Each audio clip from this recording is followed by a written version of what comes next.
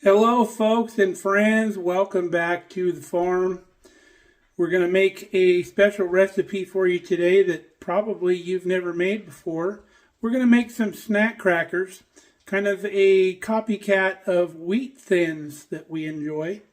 So stick around, we'll show you how to make those.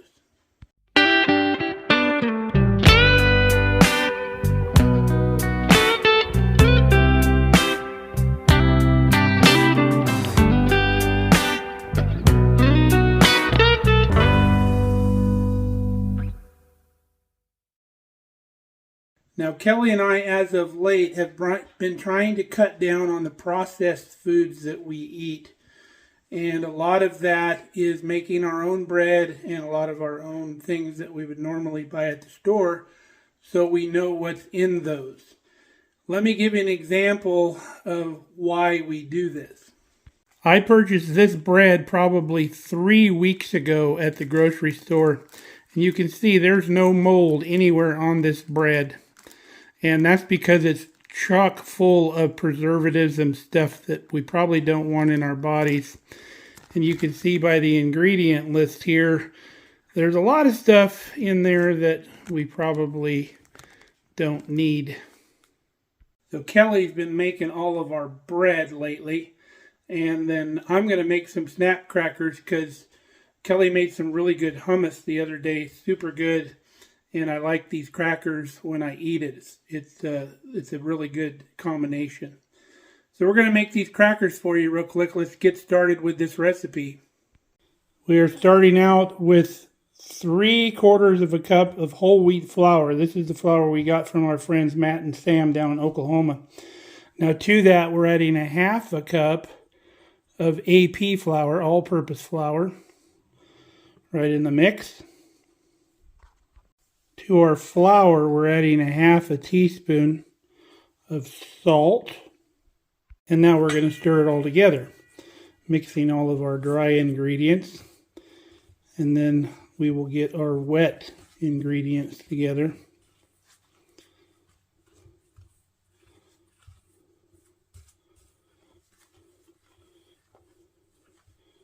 There we go. So now we need 1/4 cup of butter. We want it cold out of the fridge. And it could be salted or unsalted, doesn't matter.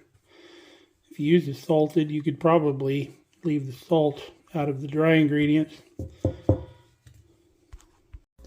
We've pre-cut our 1/4 cup or 1/2 stick of butter in pieces because we're going to take our pastry blender and we're going to cut that into our flour mixture.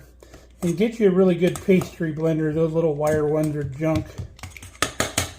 And then once the butter comes through, put it back into the pan. And as the flour coats it, it won't stick to the blender. And then as you continue to cut, it'll kind of push the other pieces through. But you got to kind of help it along a little bit in the beginning, because it does get stuck.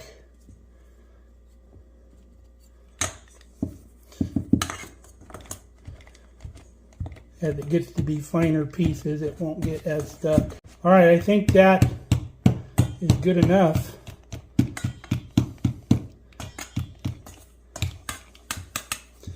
You want pieces about the size of a pencil eraser, I would guess, would be about the biggest pieces that you want. So let's get our wet ingredients put together. So in our measuring cup, we have 1/4 cup of very cold ice water.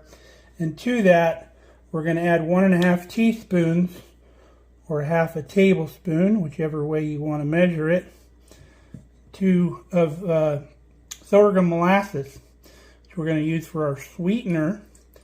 It's our really good sorghum molasses that we got out in Muddy Pond in Tennessee while we were there. It is the best tasting molasses I've ever had in my life. It's so good.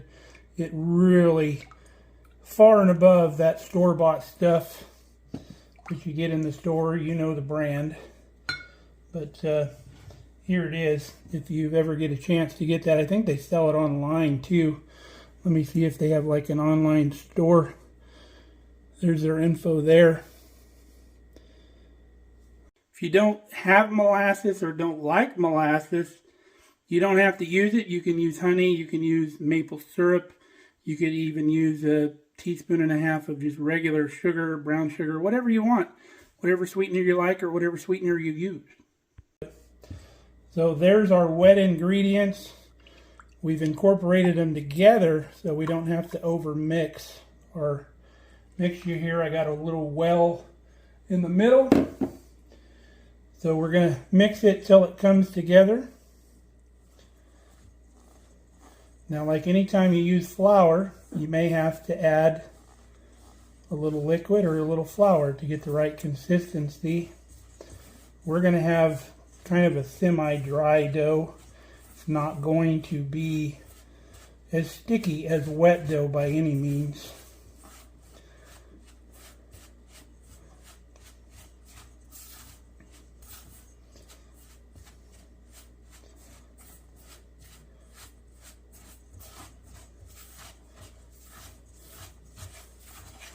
So I'm going to keep stirring this until it comes together and starts to form a ball. And I'll let you know if I add any more moisture. Alright, the dough's come together pretty well, so now we're going to get our fingers in here. And we're going to knead it just a little bit, because we want the rest of that dry flour to be picked up. We don't want to over knead it. We're just going to go until everything's holding together. This is why you got to use very cold butter. If you use warm butter, it would not hold up to this mixing right here. So everything pretty much has come into a ball. So now as we wrap this in plastic, it's going to moisten everything a lot better on the inside. So let's get her wrapped up. All wrapped up, ready to go in the fridge. You can see the little pieces of butter in the dough. What you're looking for. Now once we pull that dough back out of the fridge and start making our crackers, we're going to roll it out really thin before we bake it, and I'll show you what we use. It's a pretty cool little item. So this is our rolling pin here, and it's got different widths of spacers that you can remove from the end, and it'll change the thickness of whatever you're rolling by which spacer you have on there. Now ours need to be 1/16 of an inch thick, so that is the smallest spacer on the wheel. So we'll pull the rest of these off the other end like we did there and just leave our yellow spacer.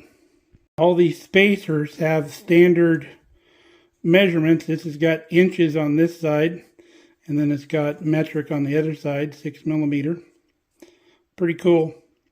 30 minutes has elapsed. We've cut the dough ball in half. We rewrapped the other half. So we're going to, by hand, form this into a kind of a rough rectangle before we start rolling.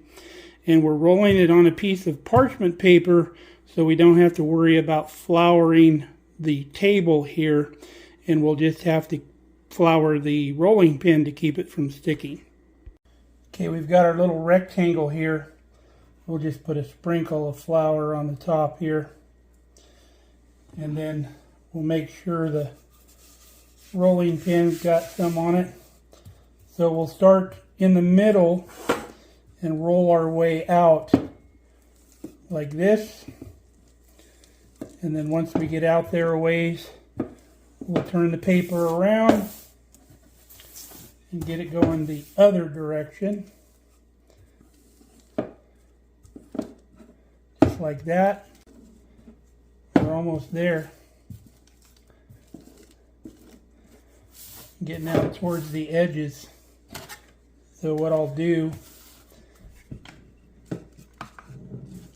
I'll get the end of it here, cut that off. We'll do both sides. And that'll give us a little bit better square. And then we'll re-roll this here in a second. Now that we've got it rolled out, let's slide it right on a baking sheet like that. So now we're going to get our pizza cutter here. And we're going to cut this into cracker-sized pieces. We'll probably do 3 this direction. And then we'll go the other direction, kind of making them square, about the same width.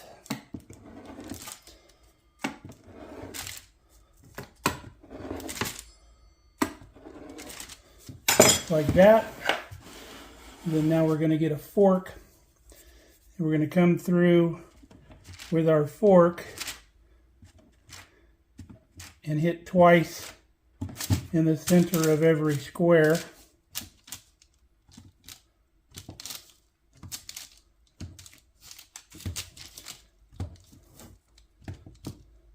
We'll come back when we're done.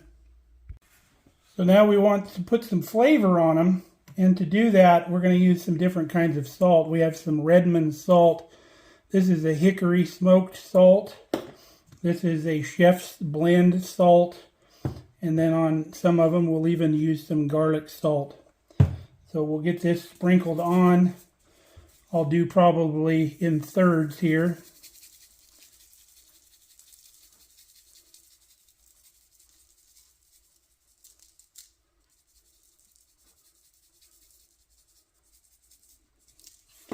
And then this one, we'll do the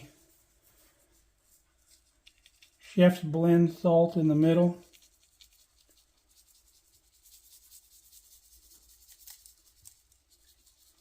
Like that.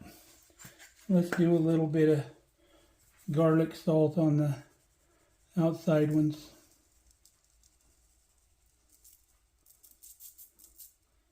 There you go. Now these go into a preheated 400-degree oven for about 6 to 8 minutes until they turn golden brown and they're crispy. And then we'll pull them out.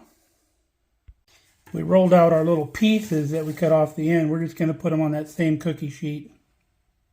Now while those are in the oven, we're going to go ahead and roll out our other dough ball and do the same thing over again. I only cook 1 sheet at a time. Our first batch is out. We just got to let them cool off. And then you can eat them. Okay, all of our crackers have cooled off. So, turned out really nicely, like they always do. Here's a little corner one we'll eat.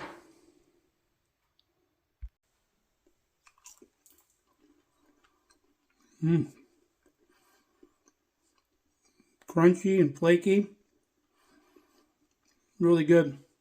They're crunchy on the outside and got just a mild little tenderness on the inside. Really good. So let's get out something to dip. Some of Kelly's hummus she made. Get in here and get some of that. Really good. Now we just use a glass jar, airtight container. Put your crackers in there. They'll last up to around a week or so. So we don't usually make more than what we'll use in that period of time. But I'm guessing if you had a vacuum seal canister where you could suck the air out of the canister, they'd probably last a little bit longer. So we're going to have some lunch. Now the other day, Kelly made some homemade Cheez-Its.